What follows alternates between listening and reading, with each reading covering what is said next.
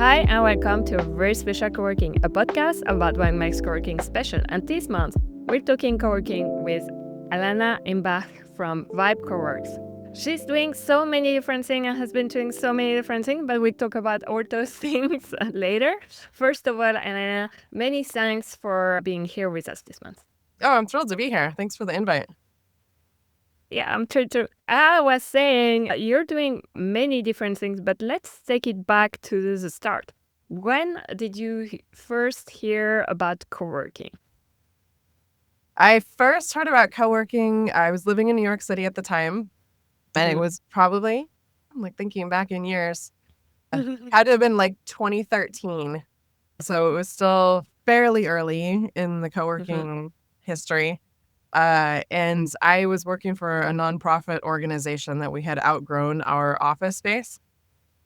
And so the solution to that, while we were looking for a new place to move the office to, one of our board members happened to own one of the co-working spaces in New York City.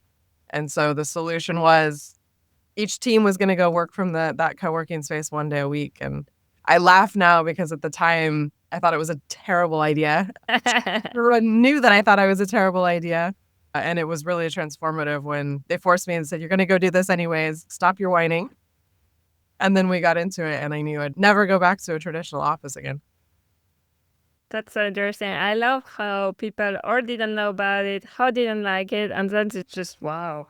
And so that's when you first learned about it, and you said you never went back. Did you already have the idea of opening your own coworking at some point, or did that came later? No, that came later, and it was really a happy accident. My husband and I were living in New York City at the time, ultimately decided to move back to the Kitsap Peninsula, which is where I'm from, so outside of Seattle in Washington State. Yes. And both he and I could work remotely. We could bring our jobs with us when we moved from New York City. And we realized pretty quickly in New York City, there had been co-working spaces on every corner. And when we landed back here, there was one co-working space. It wasn't quite our jam, wasn't close to where we wanted to be. And so initially we really were trying to find an old barn or gas station or some kind of abandoned building to paint fun colors and find a few people to work alongside us. I always tell people, my husband and I realized pretty quickly we'd kill each other if we were both working from home. And that quest to find something for ourselves evolved into, a huge project. We built and developed a 40,000 square foot building. We placed the co-working space within it, never imagining that the co-working would become the full-time thing. It was really meant to be the solution for us to have a place to work remotely. Okay, and you start with that size. And so you say you take care of the building, and part of the building was the coworking, correct? No, so there was no building. It was a blank, empty field when we started. Okay. We literally built and designed the building from scratch. There's 4 businesses within the building. So we really built it to be an amenity-rich building that even though they're separate businesses, so we only own the co-working space, that the 4 businesses could work really well together and that it could ultimately serve as almost like a mini conference center for teams that might want to come and work in the co-working space for part of the day, head over to the restaurant, get some great food at the restaurant, head down to the basement. There's a destination liquor store down there, so it's great for kind of after party type stuff. There's a coffee shop. Yeah. It's really just a great combination. The working name for the building as we were building it was the Eat, Work, Drink building. And that's what you can do all within the same building. Yes. It's a pretty big leap to think, okay, we cannot work from home because we're going to get nuts, to we're going to build a bird building and put 4 different businesses in it. How did you come to that conclusion? Go big or go home comes to mind.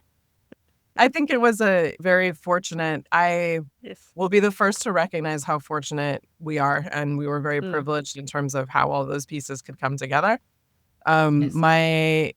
My father owns a general contracting company, so I come from a family of builders and developers. And the land that had been here is land that my grandfather had owned for years and had been sitting empty, right? And My cousins owns the former variation of the restaurant and the chocolate shop. They were at a different location previously. They were looking to expand. So it was just this perfect constellation that we were able to say, you need to expand. We need a place for a co-working space. There's this open land. We know how to build. And we were able to put that all together. So I recognize most people never have that opportunity, and we were very fortunate in that. Okay, right. So you came up with that plan to put everything together because it matched. I guess along the way, it also not much and much again and a bit messy spaghetti thing that Oh, yeah. it's not always going according to plan, right? No. No, and we were talking, just to give a little bit of context for people that may not be Yeah. familiar with the area. So the Kitsap Peninsula, the entire county, has a population of about 250,000 people.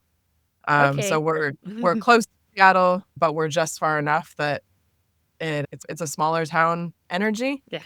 Particularly at that time when we were starting this in 2016, 2017, very few people in this area had ever heard of co-working. Yeah. So the leap that we had to make with community members to help them understand what co-working was, but also with banks to help them as we're trying to get financing for this. No one had ever heard of co-working. The story that was there was WeWork, and that wasn't going well. So trying to help convince lenders that we had something that would be impactful for the community. It was a long road. The architects we were working with had never built a co-working space, didn't know anything about the co-working space initially. Yeah. So there was a lot of learning. And a lot of educating, I understand, because I've talked with other people working from smaller towns. Nobody is Googling co-working in your area. People just don't know about it. What was key to make understand maybe the local governments, the local communities, banks, etc., what co-working really is about?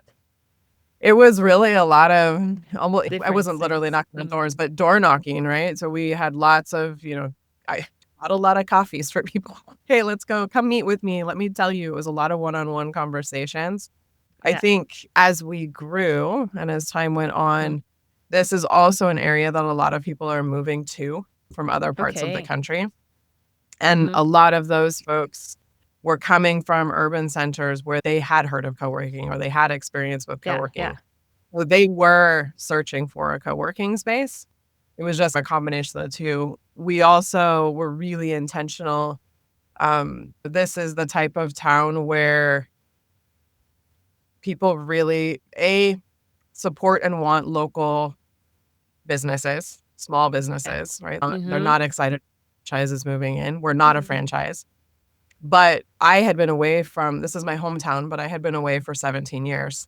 I came back with a different cert. I wasn't immediately recognized as one of the locals. And we had done, I think, a really phenomenal job with our branding. The building looked really modern. So we knew that we had a hard road for people to perceive us as being local, as opposed to we look too shiny and fancy to be dropping into this town. So we started a program called the Founding 40, where we went out and really found 40 community champions that we knew would be excited about what we were doing and would share that excitement with their networks, their friends and family. And so in those early days, we did everything we could to give ownership and build ownership with and through them so that there was a kind of open arms reception to what we were doing and bringing to the community. Yeah, that's such a great idea because it's what community and local community is about, isn't it? It's about one-on-one conversation, sharing the excitement with people who are also excited and they will share with others and so on. Right. And that was how it all started. What does it look like now? So we opened the doors here in 2018. I can't even believe it's been. We had a couple of years under our belt before COVID hit. And then, of course, COVID was weird. A lot of spaces didn't make it. The only reason we made it was because of our community. So that was huge for us. Yeah. And then I think the years since then have just been adapting as we go, right? It was really funny before COVID. I would say we were majority like freelancer, consultant, entrepreneur, small business sub members. And then as COVID hit, it swung way in the other direction. And the community here became primarily remote workers. So Yes. corporate remote workers. And then coming out of COVID, I think it's evened out a little bit more. So we're more 50-50 between the two.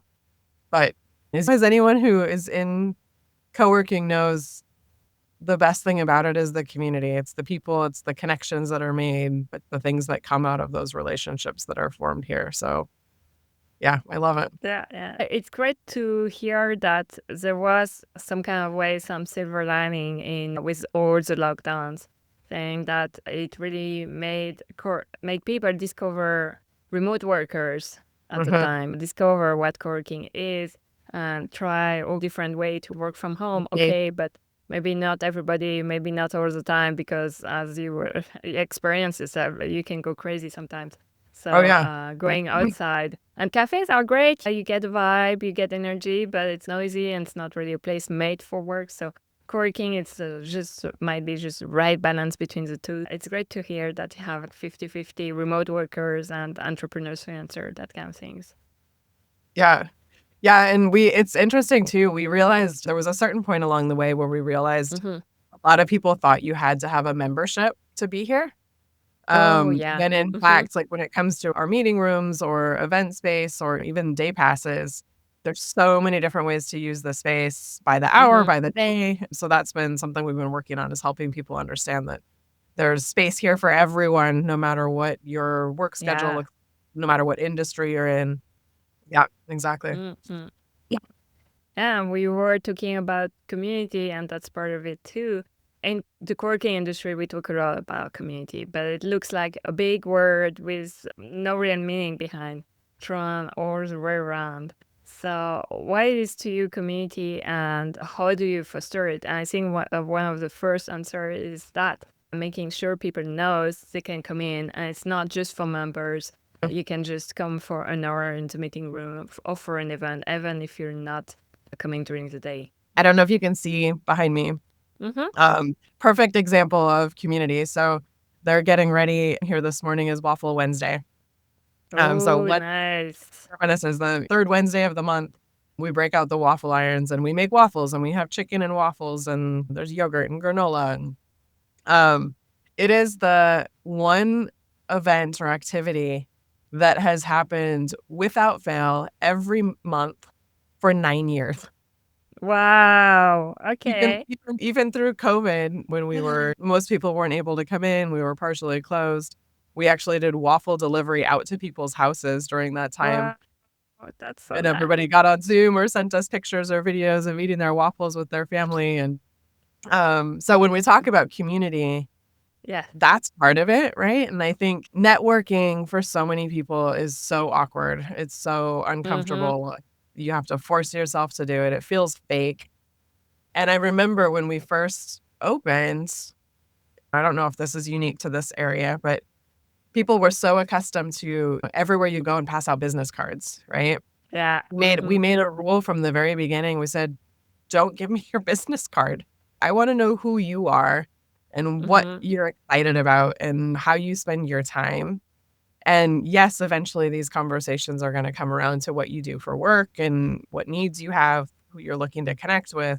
But don't start with that. Start with who you are as a person and let those relationships form first.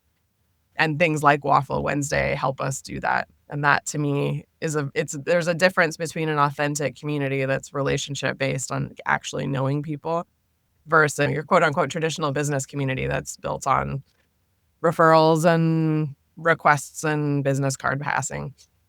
Yeah, I feel events are a big part of communities. Bringing people together around something, could be food with Waffle, it can be the awkwardness of networking.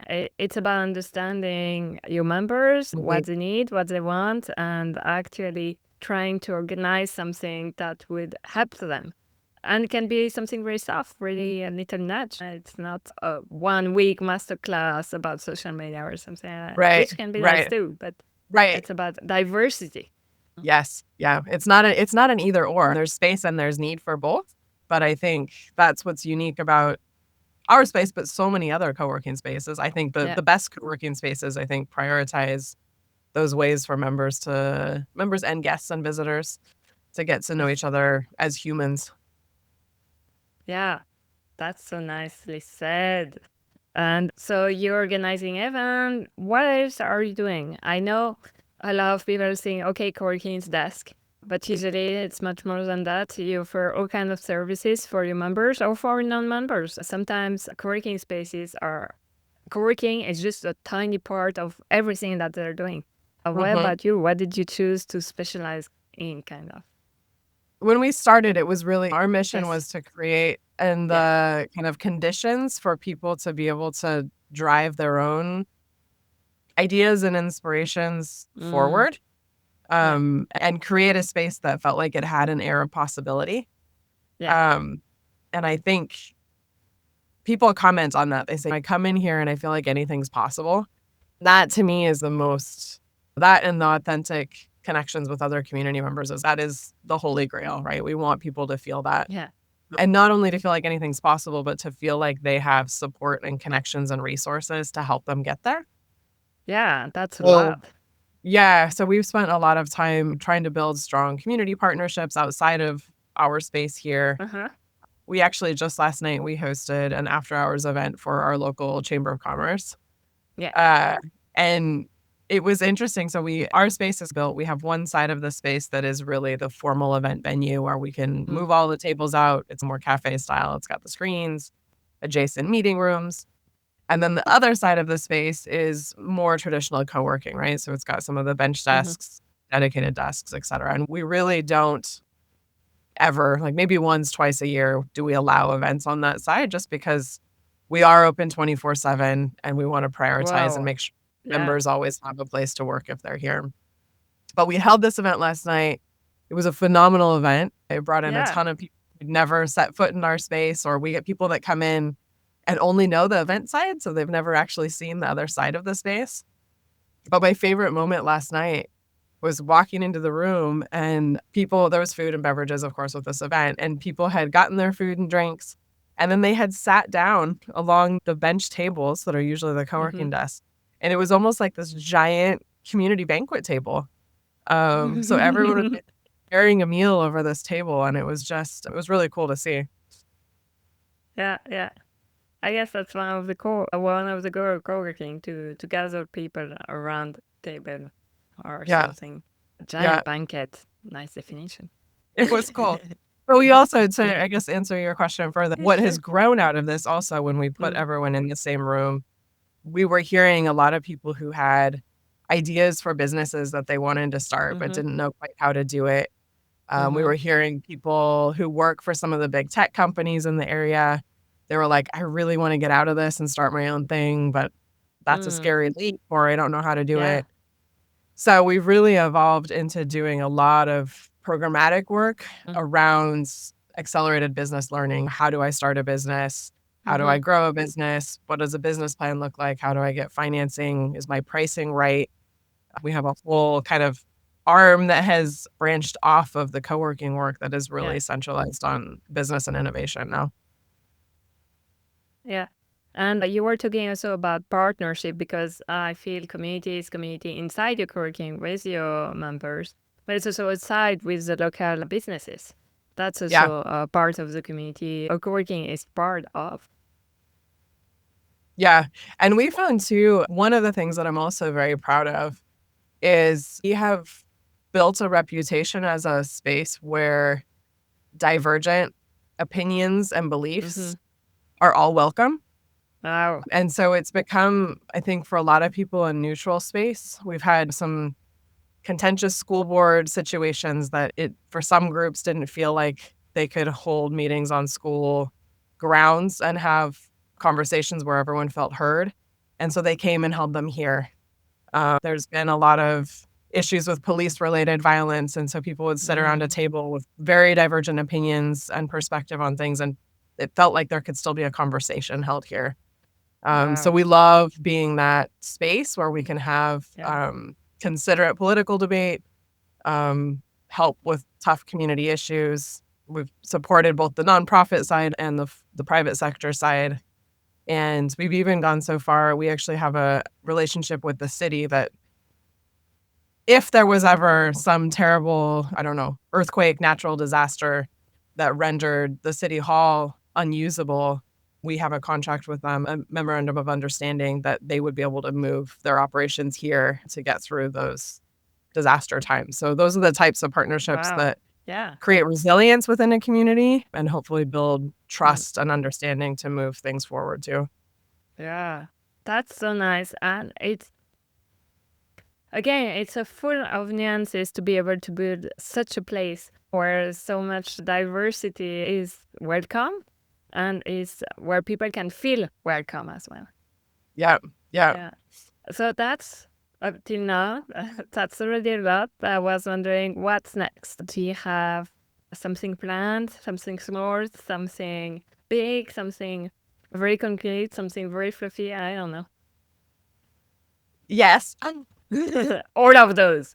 Yeah. We're constantly evolving, right? Okay. And so much Yeah. of it, our Mhm. priority is on evolving to what our members need.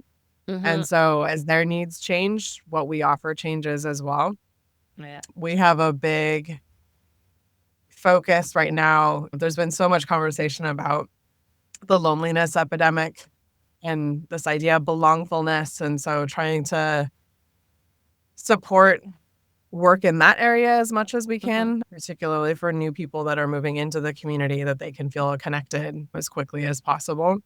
And, going deeper into the business innovation side of things as well. How do we help businesses succeed in this area? How do we help them find funding? How do we tell the stories that are happening here in our community? Um, and we have hopes and dreams of having additional locations in the region at some point. But for us, we really want to have this full package formula that includes a lot of those programmatic elements as well before we just go opening new facilities for the sake of opening new facilities. Yeah, it goes back to the start, It's all about timing and putting the right pieces together. Mm-hmm. Yeah. So nice. And I wanted to ask about you've been, as you were saying, you've been evolving all the time. And I understand at first it was you and your husband, correct? Mhm. Yes, that's right. Yeah. And maybe that's changed as well. Maybe now you have more people helping, full time, part time. I don't know. Yeah. When we started out, so my husband's background is in architectural millwork. So that Okay. is particularly handy when you're building a new space, right? So Yeah. his hands has touched a lot of the design elements, a lot of the physical structure elements of the space. He's also run a lot of the back end financial business operations side of things. But we're trying to ease him out of it. He has another business and he needs to be spending more time there. But we have a phenomenal team here. Amber Saleh on our team is our director of operations. And she's incredible. She drives so much of what we do on the day to day. Then we have a team of space captains, as we call them, who are members of the community themselves. And they do essentially a work trade. So they trade time helping us keep the space humming at the front desk, keep the coffee going, et cetera, in exchange for their memberships. And that's been a very intentional program to also help create more ownership in the space. So we've got a great team of people behind us. Yeah, and I guess you build that bit by bit as well. It's about finding the right person at the right time. And as you were saying, the right members to involve them as well. More actively, maybe. Yeah, exactly. It comes off very differently. It's our hope is that any of our staff members gives a tour to somebody new that's very compelling and very authentic. But it does feel different when you get a tour from a member who says, oh, this is my favorite place to sit. And this is why I came here. And these are the connections that I've made. It's a different conversation, not better or worse, but different. And we like having that variety available. Yeah, that's so nice. Because you could think, yes, the volunteering, it's different. It's different than the professional who does that all day long. Not that they're doing tours all day long because there's so many things to do in the space. Yeah. Yeah. But really, again, it's about diversity and having all kind of different things, all kind of different flavors at the same time. Yeah. Yeah. Exactly. Could you maybe tell us about your first hire? How that went? How did you Louis, choose? What was it for? Something like that. I will tell you about the first hire, but I will tell you first. I distinctly remember. So the Yeah. construction on our building ran a year later than we had anticipated, a year longer than we had anticipated. So we initially opened for 1 year in a temporary location across the Okay. parking lot. It was very small. And in many ways, it was an initial kind of test bed for us. And it also served as almost like a leasing office, right? So people were already putting their names on private offices so that when we moved in, they would have their space. And at that time, we had no staff. We had no space captains, host program. It was literally me at the front desk all day, every day, even as I was trying to manage construction on the new building. So at that time, our first team member was my mom. Right. Yeah, And, that's nice. and I remember she was so kind and generous to offer to step in so that I could run over to the construction site or run to a doctor's appointment. But I remember our very first operations handbook I put together for her so that she would have answers to some of the basic questions. That operations handbook, of course, has evolved over the years. Yes. It's filled out extensively, but we have a digital version, but we still actually have the paper version of it that's in a binder with all the dividers that started when she was first stepping in to help me out. So that's at the front desk here. It gets pulled out every day. That's so cute. Um, Yeah. yeah, so of course we evolved. And then when we moved into the new space here, we did eventually make our first hire. Our first hire was a part-time position. I don't remember exactly what the title was. It was probably something like a community coordinator. And that part-time position, we've had personnel changes as well, but that eventually evolved into, we essentially run the space on a full-time position, a full-time director of operations. We have a part-time community coordinator. I'm here also. And then we have our team of our host program, so our space captain. So there's usually about 4 of them.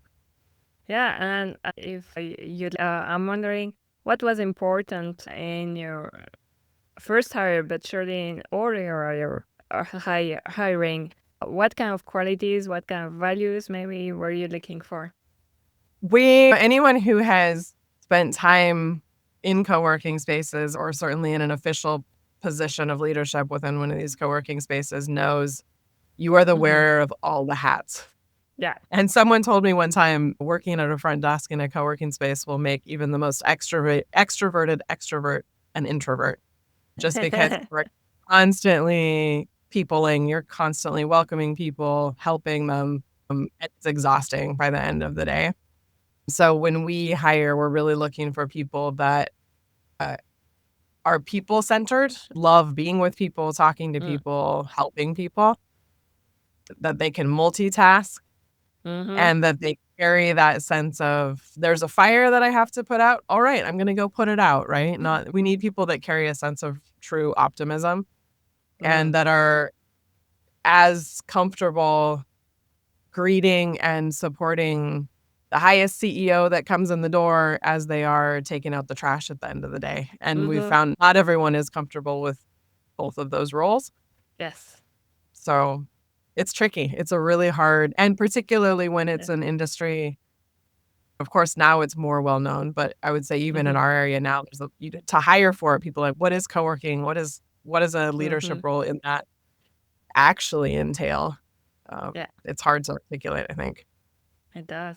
Yeah. Thank you very much for the key points. Very interesting. And yeah, you're right. It's so diverse again. Yeah.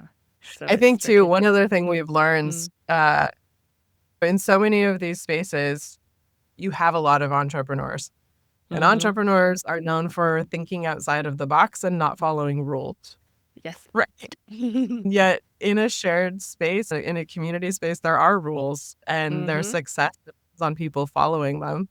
So when it comes to our staffing choices, we have to look for people that can be rule enforcers and do it in a way that is pleasant and fun and funny but there are rules and they're here to be followed. Yeah. Like the kind policeman in the bad and the good and the bad. You want the good one. Yeah. Yeah.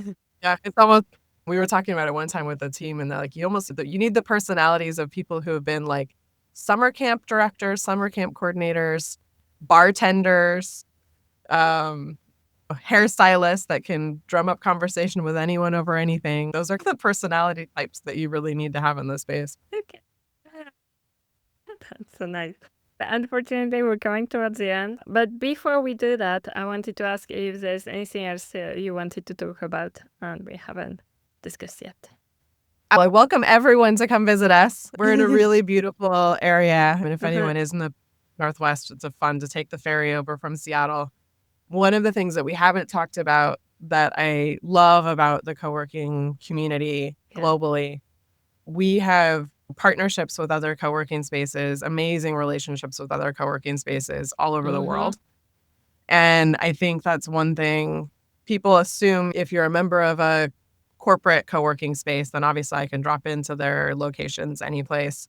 But I think people often don't realize that because of these relationships that have formed between independently owned co-working spaces, we also have reciprocal agreements. So our members can drop in and experience co-working spaces all over the US, all over the world. And we warmly welcome people from other spaces here as well as part of those reciprocal agreements. As people are traveling, I hope people will take advantage of that too. And yeah, that links directly to my next question. Thank you very much. If people want to know more about you, what you're doing, about your space, about that program where they can go to one co-working to another, where can they reach out? Our website is vibecoworks.com. Yes. All of our social handles are also with our name. So Vibe Coworks on Instagram, Facebook, LinkedIn. As far as the reciprocal program, so we are a part of several, but the most prominent one is Lexi, so the League of Extraordinary Co-working Spaces. It's LEXC. I'm not sure if it's a .org. I think it's a .org. Check it out and add all those links in the show description so that people can check it out easily. Yeah. So that one is a great one. Yeah. Okay. Thank you so much for sharing your story. It's always amazing to hear. I've been doing this for 4 years now. But every story has some similarities and some differences, and it's always great to hear all those crunchy details. Yeah. Thanks again for having me. I love talking co-work. Me too. That's why we're doing this, isn't it? Thank you again, and see you soon. Bye. Okay, sounds good. Thanks.